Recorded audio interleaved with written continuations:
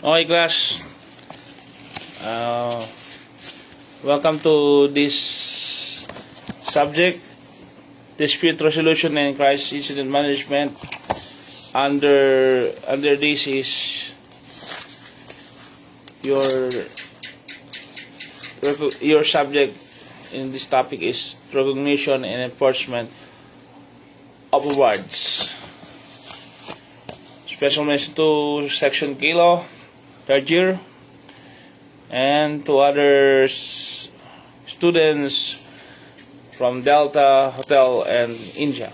Okay, this is your supplemental in studying our subject matter. Okay, this is your video number 3, and after this your quiz. I prepare for your quiz. Okay, listen first. Okay, in recognition and enforcement of awards, this is your part 3. The cause of arbitration in an arbitral tribunal awards. Article 4.46 provides, the arbitrator tribunal shall fix the cost of arbitration in award of terms of cost include only the fees of that arbitral tribunal to be stated separately as to each arbitrator and to be fixed by the tribunal itself in accordance with paragraph B of this article. The traveler and other expenses incurred by the arbitrators, the cost of expert advice and other assistance required by the arbitral tribunal, the travel and other expenses of witness to expenses are approved.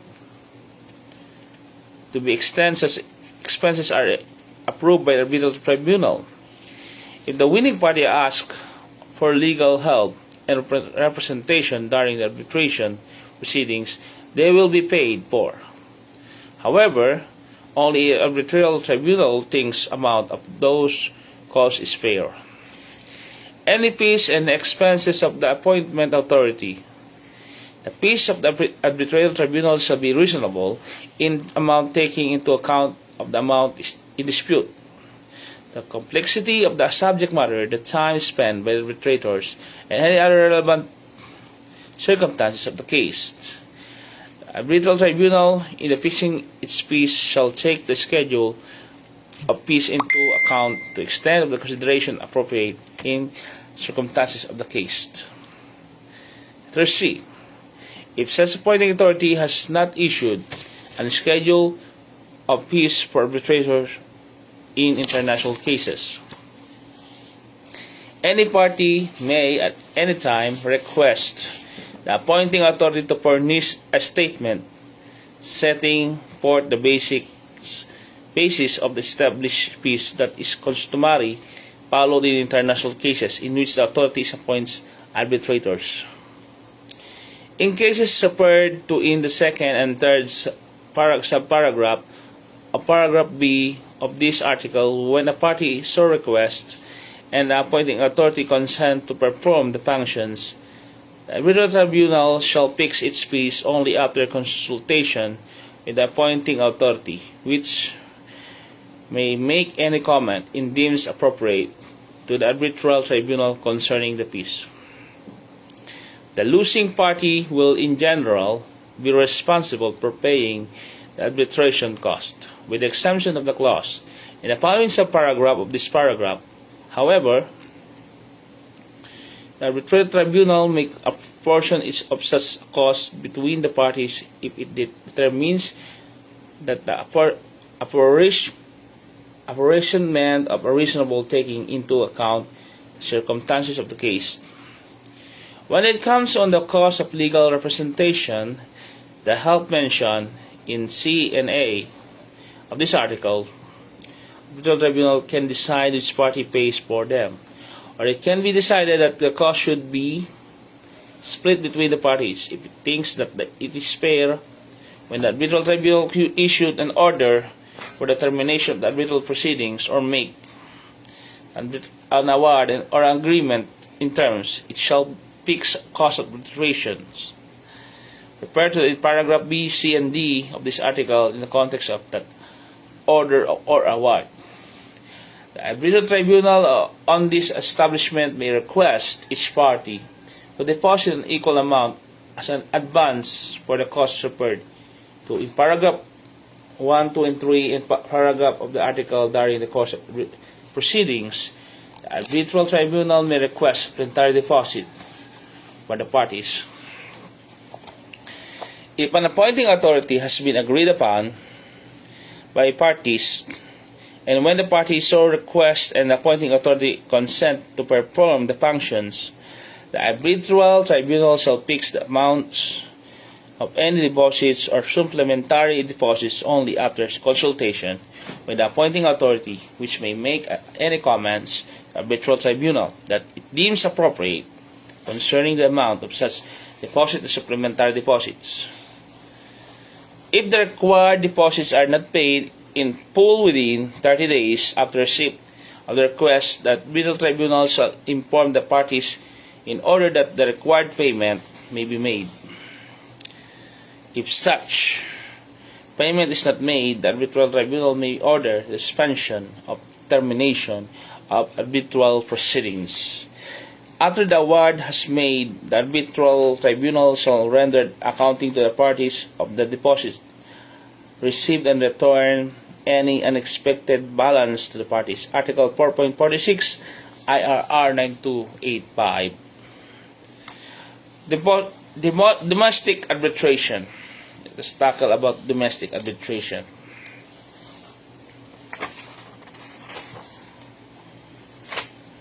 Okay.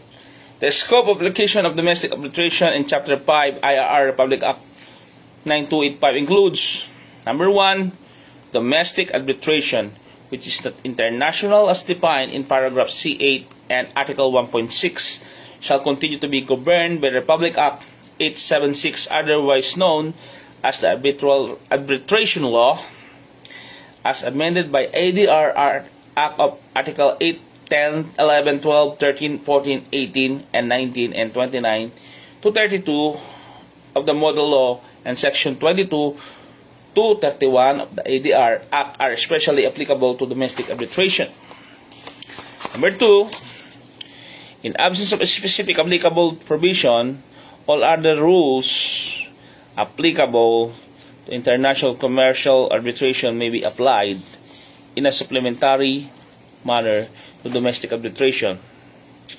Okay, in this chapter, we shall apply the domestic arbitration whether the dispute is commercial as defined in Section 21 of Article in ADR Act, or non-commercial by arbitrator who is private, individual appointing the parties to hear and resolve their dispute by rendering an award, provided that although a construction dispute may be commercial, it shall continue to govern by EO number 1008, 1985, and the rules promulgated by the Construction Industry Arbitration and Commission. Number 4, 2 or more person or parties may submit to arbitration by one or more arbitrators. Any controversial existing between them at the time of the submission, which may be subject of an action, or the parties to any contract may, in such contract, agree to settle by arbitration a controversy thereafter arising between them. Such submission of contract shall be valid, enforceable, and irrevocable, save such grounds exist at law for the revocation and contract. Such submission or contract may include questions arising at evaluation, appraisal, or other controversies that may be collateral, incidental, precedental, or subsequent to any dispute between the parties. A controversy cannot be arbitrated where one of the parties to the controversy is an infant or person judicially declared to be incompetent or incompetent, unless the appropriate court having jurisdiction approves a petition for permission to submit such controversy to arbitration made by the general guardian or guardian ad lighten an infant or incompetent. Number 7. But where a person capable of entering into a submission or contract was knowingly entered into the same with a person incapable of so doing, the objection on the ground incapacity can taken only with behalf of the person so incapacitated. Article 5.1 IR Republic Act 9285. Why the following constitute a waiver of the right to object? A person or group will not able to object, not following any mandatory part of these rules which other parties can choose to ignore, or any requirements in the arbitration agreement if. Number 1, he or she it knows and such non-compliance, and proceed. Number 2, proceed with the arbitration without stating its objection to such non-compliance, without any due delay or if any limits is provided of within such period of time. Letter B.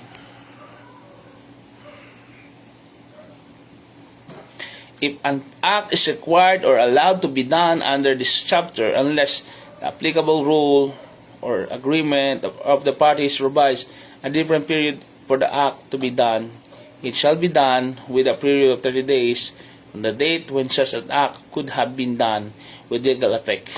Article 5.3 IR Republic Act 9285. Does the court have the right to intervene in a matters governed by this chapter? No. Court shall intervene except in accordance with Special ADR Rules, Article 5.4 IAR Republic Act 9285. Tandaan natin yung Article 5.4. Okay. Another question, what other task is the appointing authority capable of performing? What other task is appointing authority capable of performing?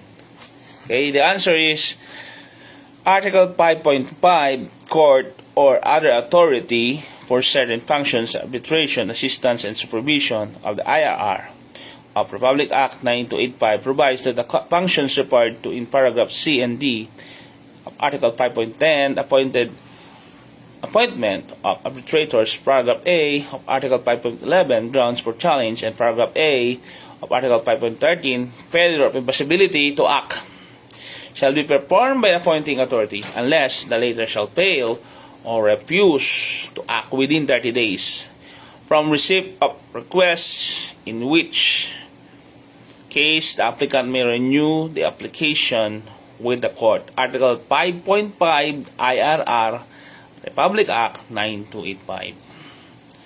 Okay, this is the end of our lecture.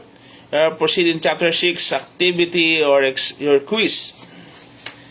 This is only 5-item quiz. Okay, I prepare.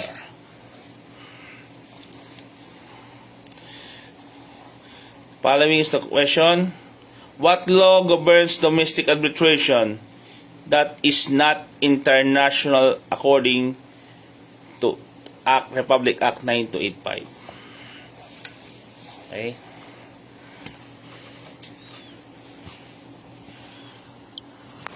Number 1 question. What law governs domestic arbitration that is not international according to Republic Act 85? Letter A, Republic Act number 976. Letter B, Executive Order number 1008. Letter C, Republic Act number 876. Letter D, Section 29 to 32 of ADR Act. What is the answer?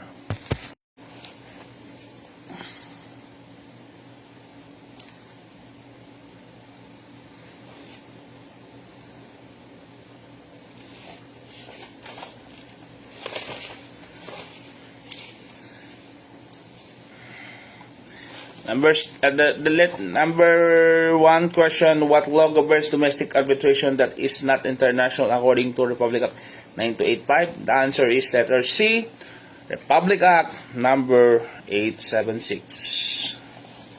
Okay. Question number 2. In the absence of a specific provision, what rules are applied supplementary to domestic arbitration? Letter A, only rules specified in Republic Act 9285.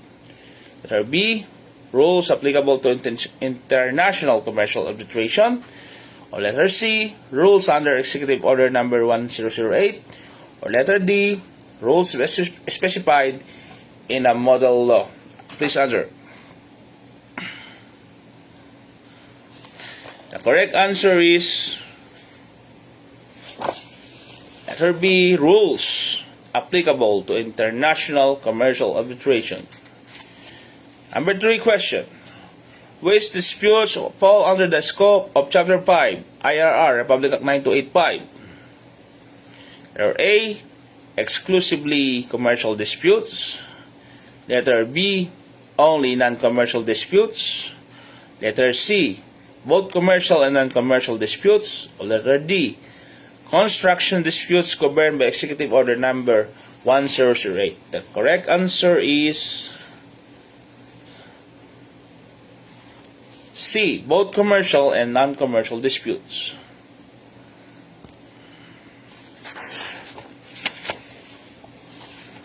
Okay. Question number 4.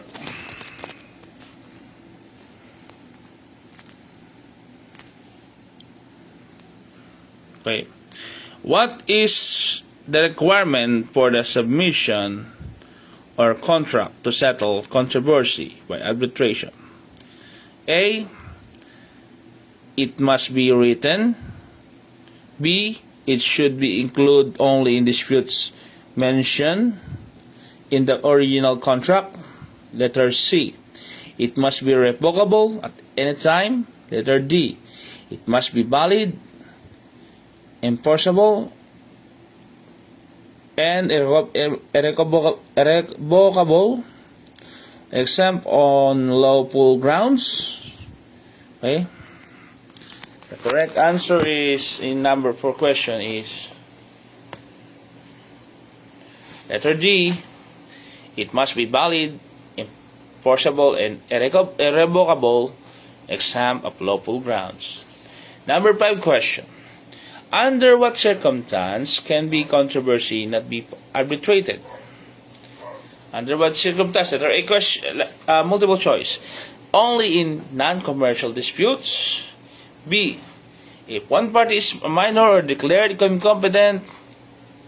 Letter C, if the dispute involves valuation or appraisals. Or letter D, if the dispute is not implicitly mentioned in the original contract.